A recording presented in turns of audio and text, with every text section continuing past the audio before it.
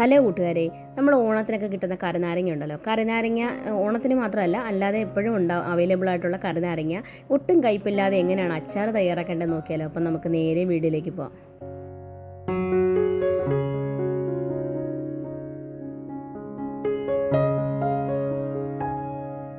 അപ്പോൾ അതിനായിട്ട് ഞാൻ ദാ ഇവിടെ കറിനാരങ്ങ കഴുകി അരിഞ്ഞെടുത്തിട്ടുണ്ട്. ഞാൻ തൊലിയോട് കൂടി തന്നെയാണ് കേട്ടോ എടുത്തിരിക്കുന്നത്. അതാണ് ഒന്നുകൂടെ നല്ല. ഒന്നും നമ്മൾ വേസ്റ്റ് ആക്കേണ്ട ആവശ്യമില്ല. അതിനകത്ത് മൊത്തത്തിൽ നമുക്ക് അരിഞ്ഞെടുക്കാം. കുരു ഉണ്ടെങ്കിൽ കുരു മാത്രം ഒന്ന് നീക്കം ചെയ്ത്, എല്ലാം ഒന്നും കളയണമെന്നില്ല. എന്നാലും അത്യാവശ്യം വലിയ കുരുവാണെങ്കിൽ അതൊന്ന് എടുത്ത് കളയുക. അതിനുശേഷം ഒരു ചില്ല് പാത്രത്തിലേക്ക് നമ്മൾ അരിഞ്ഞു വെച്ചിരിക്കുന്ന പകുതി നാരങ്ങ ഇട്ട് കൊടുക്കുന്നുണ്ട്. പിന്നെ അതിലേക്ക് കുറച്ച് ഉപ്പിട്ടിടും. ഉപ്പിന് ഞാനിപ്പോൾ ഇവിടെ പൊടിയുപ്പാണ് ഇട്ട് എടുത്തിരിക്കുന്നത്. നിങ്ങൾ കല്ലുപ്പ് എടുത്താലും മതി. കല്ലുപ്പായിരിക്കും ഒന്നുകൂടെ നല്ലത്. പൊടിയുപ്പിനെക്കാട്ടിലും നല്ലത് കല്ലുപ്പായിരിക്കും കേട്ടോ. അപ്പോൾ 2 ലെയറായിട്ട് ഞാൻ കല്ലുപ്പ് ഇട്ട് കൊടുത്തിട്ടുണ്ട്. 2 ലെയറായിട്ട് നമ്മുടെ നാരങ്ങയും കൂടി ഇട്ട് കൊടുത്ത് കുറച്ച് എണ്ണയും കൂടി ഒഴിച്ച് കൊടുത്തിട്ടുണ്ട്. ഒരാഴ്ച നമ്മൾ ഇതുപോലെ തന്നെ അടച്ച് വെച്ചിട്ട് ഇതുപോലെ ഒന്ന് ഇടയ്ക്കിടയ്ക്ക് ഒന്ന് ഇളക്കിയിട്ട് കൊടുക്കണേ. അപ്പോൾ ഒരാഴ്ചയൊക്കെ കഴിയുമ്പോൾ നമ്മുടെ ഈ നാരങ്ങ നല്ലതുപോലെ അലുത്ത് വന്നിട്ടുണ്ടായിരിക്കും. അപ്പോൾ ഇങ്ങനെ ചെയ്യുന്ന സമയത്ത് നമുക്ക് പെട്ടെന്ന് തന്നെ തയ്യാറാക്കാൻ ചെയ്യാം.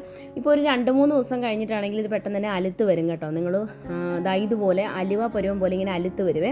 അപ്പോൾ നല്ലൊരു മണവും വരും ഇങ്ങനെ നമ്മൾ തുറക്കുമ്പോൾ. അപ്പോൾ ഇനി നമുക്കിത് അച്ചാറിനായിട്ട് തുടങ്ങാം കേട്ടോ. ഇങ്ങനെ തയ്യാറാക്കിയാൽ നിങ്ങൾക്ക് ഒരു കയ്പും ഉണ്ടാവത്തില്ല, വളരെ ടേസ്റ്റും ആയിരിക്കുമേ. അപ്പോൾ അതിനായിട്ട് ഞാനിവിടെ നല്ലെണ്ണയായിട്ട് എടുത്തിരിക്കുന്നത്. ഒരു പാൻ ചൂടാക്കാൻ വേണ്ടി വെച്ചിട്ടുണ്ട്. അതിലേക്ക് ഒരു 2 ടേബിൾ സ്പൂൺ നല്ലെണ്ണ ഒഴിച്ച് കൊടുക്കുന്നുണ്ട്. പിന്നെ കടുക് ഇട്ട് കൊടുക്കുക. ഒരു നുള്ളു ഉലുവ ഇട്ട് കൊടുക്കണേ. ഒരുപാട് ഉലുവ ഇട്ട് കൊടുക്കണ്ട. നാരങ്ങ അച്ചാറിന് അധികം ഉലുവ വേണ്ട. പിന്നെ ഒരു ചെറിയ കഷ്ണം ഇഞ്ചി ചേർത്ത് കൊടുക്കുന്നുണ്ട് കേട്ടോ, ചെറുതായിട്ട്. പിന്നെ അതിനകത്തേക്ക് ഇട്ട് കൊടുക്കുന്നത് വെളുത്തുള്ളിയാണ്. വെളുത്തുള്ളി ഒരു കൈപ്പിടി വെളുത്തുള്ളി ചേർത്ത് കൊടുക്കുന്നുണ്ട്. കുറച്ച് കറിവേപ്പില, പിന്നെ ഒരു 4-5 പച്ചമുളക് വട്ടത്തിൽ അരിഞ്ഞതും കൂടി ഇട്ട് കൊടുത്തിട്ടുണ്ട്. അതെല്ലാം കൂടി നല്ലതുപോലെ ഒന്ന് മൂപ്പിച്ചെടുക്കുക. നമ്മുടെ വെളുത്തുള്ളിയൊക്കെ ഒന്ന് കളർ ചേഞ്ചായി മൂത്ത് വരണം. അതുവരെ ഒന്ന് മൂപ്പിച്ചെടുക്കണം കേട്ടോ.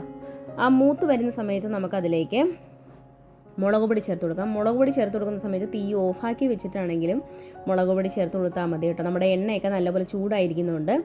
തീ ഓഫ് ചെയ്തിട്ട് ഇല്ലെങ്കിൽ ലോ ഫ്ലെയിമിൽ വെച്ചിട്ടാണെങ്കിലും ചേർത്ത് കൊടുത്താൽ മതി. ഞാനിവിടെ ഒരു 2 ടേബിൾ സ്പൂൺ മുളക് പൊടി, കാശ്മീരി മുളക് പൊടിയാണ് കേട്ടോ ചേർത്ത് കൊടുക്കുന്നത്. പിന്നെ കായം ഒരു 1/2 ടീസ്പൂൺ കായപ്പൊടിയും കൂടി ചേർത്ത് കൊടുക്കുന്നുണ്ട്. അതെല്ലാം കൂടി നമ്മുടെ ആ എണ്ണയിലിട്ടൊന്ന് വഴറ്റിയെടുക്കണം. നമ്മുടെ പൊടിയുടെയൊക്കെ ഒരു പച്ചമണം മാറാൻ വേണ്ടിയാണ്. എണ്ണയിലിട്ടൊന്ന് നല്ലതുപോലെ ഒന്ന് വഴറ്റിയെടുത്തിട്ടുണ്ട്. പിന്നെ ഇതിലേക്ക് ഇനി ചേർക്കുന്നത് വിനാഗിരിയാണ്.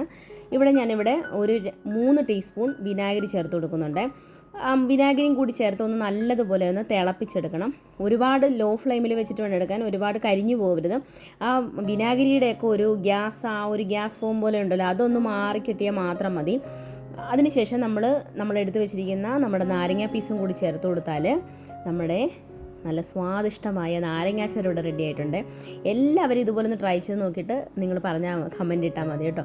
എന്തായാലും ഒരു കയ്പ് പോലും ഉണ്ടാവത്തില്ല. ഇങ്ങനെ ഒന്ന് തയ്യാറാക്കി നോക്കിയേ. വളരെ സിമ്പിളല്ലേ തയ്യാറാക്കാൻ. ഒരു 2-3 ദിവസം നമ്മൾ കുപ്പിയിലിട്ട് അടച്ച് വെച്ചാൽ മാത്രം മതി. അപ്പോൾ ഓണത്തിനൊക്കെ ഇതുപോലെ ഒന്ന് ട്രൈ ചെയ്ത് നോക്കിയേ. ഇതിനകത്ത് നമ്മളിപ്പോൾ സദ്യയ്ക്ക് വിളമ്പുന്ന രീതിയിലാണ് ഞാനിവിടെ ഉണ്ടാക്കിയിരിക്കുന്നത്. ഒരുപാട് ചാറൊന്നുമില്ല.